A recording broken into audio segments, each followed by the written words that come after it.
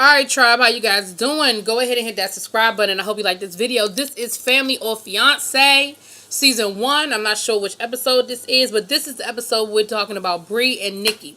Now, Bree and Nikki are a lesbian couple, and they've been together for 2 years. Now, y'all know I always say a red flag is when y'all can't be honest with your family and friends.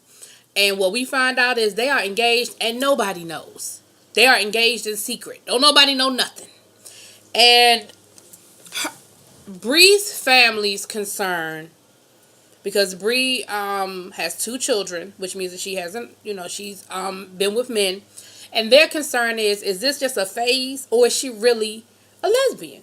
And I don't think their questions were out of ignorance. I think their questions were really legitimately out of concern, like what's really going on here? Like, what's the deal? Now, on Nikki's side, Nikki's family is concerned with the finances. They say Nikki takes care of Bree. Bree doesn't want to work, and they have a problem with that. They also have an issue with the fact that when they argue, it gets physical. Now, I think I've said this in a video before, but if I haven't, I'm going to say it a little bit now. There seems to be a double standard in society when we talk about same-sex couples and domestic violence. I've seen it happen, and I'm talking from experience. I've had friends who I had a friend, she's still a friend. She was in an abusive relationship. She's a lesbian. And she was in an abusive relationship with her girlfriend at the time. And people just didn't seem to take it as serious as had it been a boy or a man.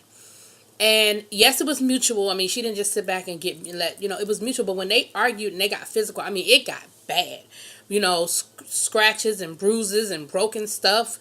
The girl broke her computer at the time she was in grad school, and she went to her professor and explained to her professor what happened and why she didn't have her assignment, and the professor was like, oh, well, that's your problem, and you get an F. And I do not believe that had she told him her boyfriend had beat her up and her boyfriend had destroyed the computer, I don't believe that the professor would have had the same attitude. I don't think his reaction would have been, oh, well, figure it out, you get an F. I believe he would have been a little more compassionate, because we have a double standard. And that's what was kind of coming out here, because they were acting like it wasn't a big deal. Oh, well, yeah, we get physical. Yeah, it's not a big deal. Y'all keep making it seem like it's going to get really bad, but it's just not that serious. Yes.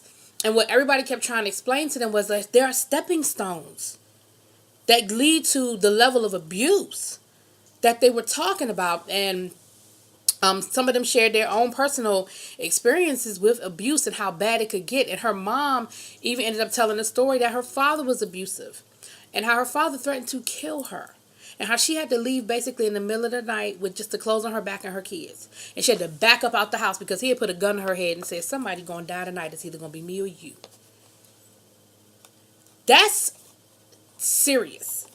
And that's why they were concerned. So I kind of was jumping around a little bit. Let's go back to the beginning.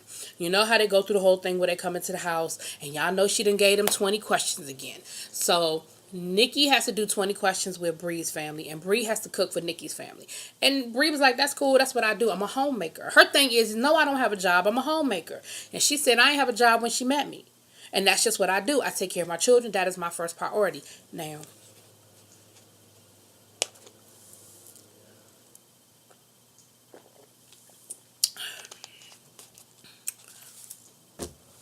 I would have felt like Nikki family felt, to be perfectly honest about the matter. Like, you got 2 kids and you don't work. Y'all know what that means. I ain't gonna go down that road. I ain't going there. I ain't open up that door. But y'all know what that means. So they bring the family around. You know how they normally go around the family and say, well, do you give out your approval? Do you give your approval? Well, come to find out, nobody knew they were engaged. So all of them were sort of side, like, what the word you want to look, what I'm talking about. Y'all know what I'm talking about. Blindsided, that's it. I couldn't get it out. All of them were blindsided, and they felt very upset and disrespected by the situation. Like, why didn't you feel like you could talk to us about it, So when Bree's family arrives, Nikki and they ignore each other. And Nikki goes off to herself, and she said, they don't speak to me and I don't speak to them, and I'm just going to let her go do her thing with her family. When they come around, they just don't talk to me. And so that's just how our relationship has been. Now, on the family side, they say, well, Nikki's standoffish. She don't really talk to us, and we want to know why she don't like us. Again, it sounds like there was some communication stuff that happened somewhere and it built up. But the 20 questions was really, really good because the 20 questions allowed them to kind of talk. And by the time it was over, they were laughing and joking and having a good time. And they were like, you know what, you are not that bad. Like, we really rock with you. Why haven't we been getting along all this time? Why haven't we been talking all this time? And the 20 questions was really, really good. It really gave them an opportunity to get to know each other and break the ice. And I thought, great, wonderful. Now at the barbecue, not so much. They were getting really, and Nikki's sister was very vocal. And I don't think she was out of line or wrong. She was very vocal about the fact that, first of all, y'all argue over finances. So if that's where the most of y'all arguments come from, why don't you just go get a job to help alleviate some of the pressure of the finances? It's a lot to carry a household. We ain't in the 1950s no more where one person's salary can run things. Like, we just don't, it ain't like that no more. And it's really hard to maintain a household off of one income. Especially depending on what type of work you do. And they didn't get into that, so I don't know what this woman does for a living, and I'm not going to judge her, because clearly whatever she does is she's handling her business, but it just sounds like she's struggling to maintain taking care of her fiance and her fiance's 2 kids. She's not complaining about it. However, my mother told me that a long time ago, one of the biggest stresses in a relationship are finances. That's what you're going to argue the most with your mate, is finances. Unless y'all just got it like that, it's going to be money. And even when you have it like that, it'll be how you spending the money. Like, okay, you can afford to go buy 10 Gucci bags, but do you need to buy 10 Gucci bags? You know what I'm saying? It's about how you spending the money. So that got kind of heated. It didn't get physical or anything, but it did get heated. And Nikki was very offended. Like, why do they act like I'm just not doing nothing? Like, I'm a homemaker. Why don't they respect the fact that I take care of my kids? And I think part of it is because her family feels like, well, those aren't Nikki's kids. I mean, Bree's kids. Who am I talking about? Nikki. The sister went to McMillan, Tracy, and said that she was really concerned about the physical abuse. She said it's not a joke. She's not taking it lightly. She said she's been in an abusive relationship. We found out that the mother had been in an abusive relationship, and she said it's not a joke. And what I'm really concerned is that there is abuse, and I'm concerned about it extending and going further. So they brought in a counselor to talk about domestic violence and things of that nature. And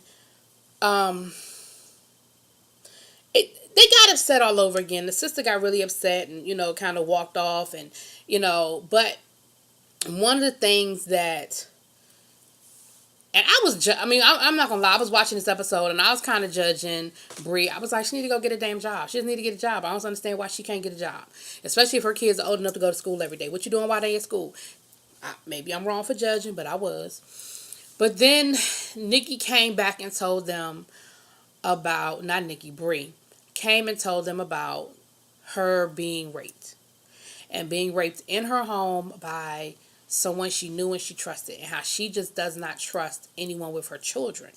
She's very cautious about people with her children.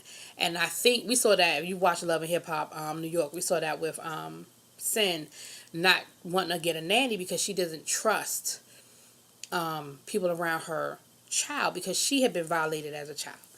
That's valid. That is 100% valid.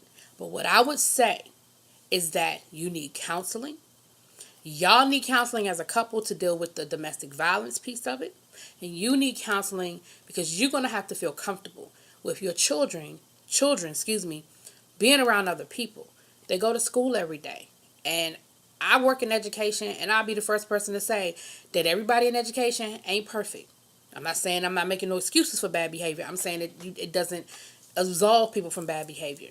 Your children might want to play sports. A friend of mine, his son made the basketball team, and the coach invited all the guys over, and his son is in high school. Coach invited all the guys over to his house after the first game, sort of like a celebration or whatever. And my friend went. He dropped his son off, but he went, introduced himself, let it be known that his son very much has a father in the home. His son very much has people that care about him. I don't know you. I'm not going to pretend like I don't feel like, I'm not going to assume that you're not on the up and up, but I'm just letting you know I'm here. Like, I'm going to let him hang out. But none, but none, you know what I mean? He don't just let his child go anywhere. And so we have to be cautious. But you don't get to the point where you can't function without them being around you. You need counseling. And I feel like they need to get some counseling before they decide to go into a marriage together. It's a lot. And I think that's what the family was saying. Now, by the end, the family sort of gave their blessing. However, I would have put a caveat on it and said, after y'all have gone to counseling for consecutively however many months or whatever, because again, it's not overnight, that's when I would give my blessing. Now, mind you, one monkey don't stop no show. They can still get married without my blessing. I'm just saying that's where I would have stood with it. I don't know if I would have been comfortable giving my blessing with all of those issues still out there. Again, I understand now why you don't want to work, but you need to process that because it's not healthy. It's not healthy, and it's not sustainable. What you going to do, keep your kids in the house with you until they're 18? You can't. It's not sustainable. So you're going to have to process through that. And if finances are a big strain on your relationship, which leads to physical altercations between the two of y'all need to fix it. And I think we need to stop looking at domestic violence and same-sex relationships any different than we look at it in a hetero relationship. Because again, they addressed it on the show. It was talked about and it was addressed, but the couple themselves didn't seem to take it as serious. They didn't seem to think it was a big deal. Oh, it's not this. It's not that. Yes, it is. And it's just as serious as some woman getting her ass beat by her husband. It doesn't change. And we, as a society, we have to stop making it different. It's not. Physical altercation is not. Domestic violence is domestic violence. It's not okay. But